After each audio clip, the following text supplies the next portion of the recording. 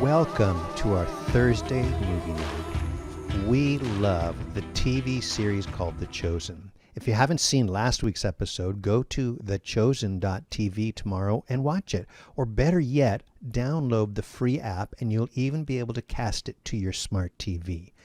You'll be watching this, if you're watching this introduction after Thursday's premiere, you'll need to do this just to watch the episode as well. It's our hope that this little introduction we give you each week will give you just a little bit of a boost so that you'll better enjoy the series. First, a segment we call In the Scriptures. There are two main passages in this episode that will flesh out for us. Luke chapter 2, verses 41 through 50 is the story of a 12-year-old Jesus getting separated from his parents at Passover and how they finally find him in the temple. John chapter 2, verses 1 through 11 will be the main part of the episode. We call this story the wedding at Cana, where Jesus has a special wedding present for the couple. I used to have a line in my wedding ceremonies that comes from the story where I'd say, it was at a wedding that Jesus chose to do his first miracle, turning something ordinary like water into something special like, well, you'll see. This isn't necessarily the chronologically first miracle that Jesus ever performed, but it's the first public miracle.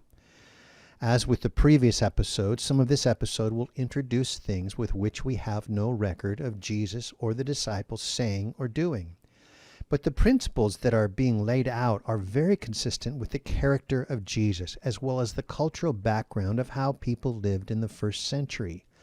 And as the producers of The Chosen will encourage you, make sure you are reading your Bible, and especially the Gospels, for the best information.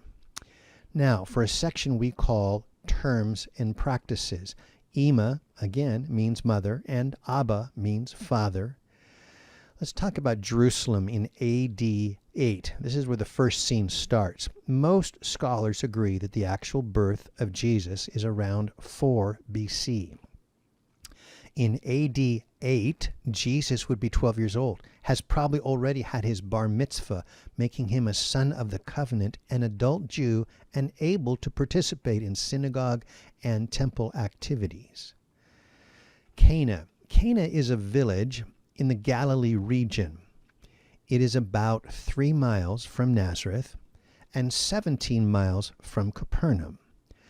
Now, while Capernaum is about 700 feet below sea level, Cana and Nazareth are both about 1,100 feet above sea level. So the trip from Capernaum to Cana will involve some serious uphill walking. Elijah and Elisha, or they'll say Elisha.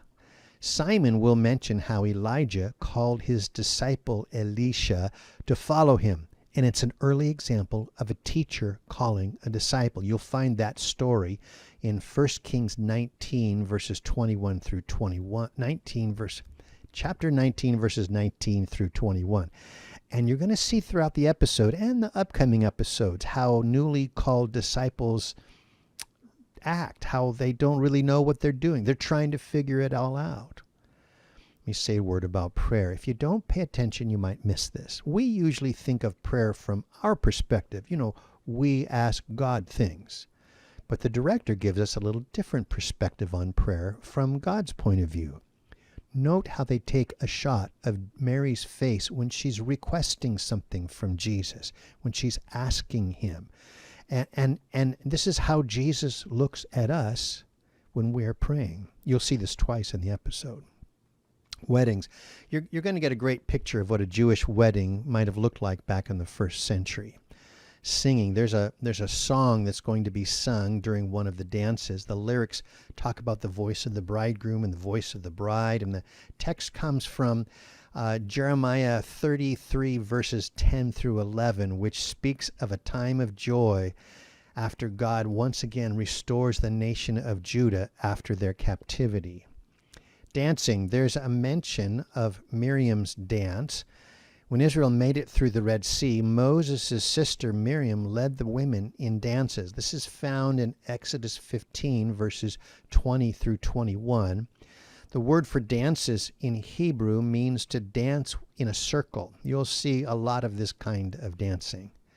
There's the master of the banquet. This would be either a head servant or a man hired to run all the events at a Jewish wedding. Huppah. This is a canopy at the center of a Jewish wedding. The frame was often made with wood timbers donated by the groom's family. The couple and the rabbi stand under it during the ceremony, and it represents the new home that the newlyweds are building. Wine. Let's talk about wine. Real wine. You'll hear about the kinds of spices that are in a special wine. And archaeologists tell us that these are actually the things that were used in wine back in this time. And wine is a symbol of joy and blessing. Watch for the different ways that wine shows up in the episode. Now let me give you some extra credit, Homer. 2 things. We are called to be witnesses for Jesus. See if you can identify some of those who are giving a witness about Jesus. And secondly, pay attention to who Jesus chooses to spend time with at the wedding. Lastly, a section we call characters. There's a few new characters, some old familiar ones as well. There's Joseph and Mary. We get a peek of them when Jesus was just 12 years old and Joseph was still alive.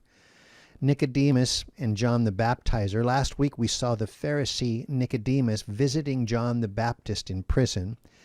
Nicodemus is trying to figure out how Mary Magdalene was delivered from her demons. And John is Jesus' cousin, and his ministry is all about preparing the nation to meet the Messiah, Jesus. John will quote Isaiah 40, verse 3 as the foundation of his ministry. This is the verse that starts off with the voice of one crying in the wilderness, prepare the way of the Lord. John will also quote Proverbs 30, verse 4, referred to as the oracle or the words of Agur, the son of Jacob. Just watch how that works out. Simon Peter and Eden, remember that Jesus has just helped Simon with his huge tax debt with a miracle, filling Simon's boat with fish. And Simon has to explain to his wife Eden what has happened and what he wants to do in response. Thomas and Rama, they're not a couple, but they're just business partners.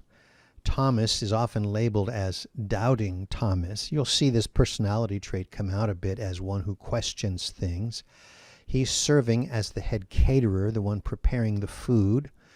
Rama is a young woman who's a vintner. She's in charge of supplying the wine for the wedding. And then there's Rafi and Dina. These are friends of Mary. They know her from Nazareth, where their kids grew up together. And they are the parents of the groom living in Cana. And then there's the other disciples. We've already met Andrew, Simon's brother. We've also met Big James and John, the 2 sons of Zebedee. We've also met young James, Thaddeus, and Mary Magdalene. We encourage you to find out more about The Chosen. Open up your browser and go to thechosen.tv on the web or download the free app for your mobile device. You'll be able to watch the episodes over and over again from there. We also encourage you to give your financial support to this project. We do. We'd also like to encourage you to think about hosting a watch party each week. Even if you've already seen each episode, we're finding that it's so much more fun and edifying to watch with others. At the end of the episode, be sure to head back to the Calvary Fullerton YouTube channel to watch the live broadcast as we discuss what we will have just watched. We'll start as the credits are rolling. If you have any questions or comments you'd like to share during our post-episode discussion, just text the church office at 714-879-3314. We will do our best to address as many of the comments as we can. And as per our agreement with The Chosen, our YouTube presentation of the actual episode will only be up for the live premiere. After that, if you want to rewatch the episode, you will need to go to the Chosen website, or even better, use their free app. Now hold on tight, because here we go.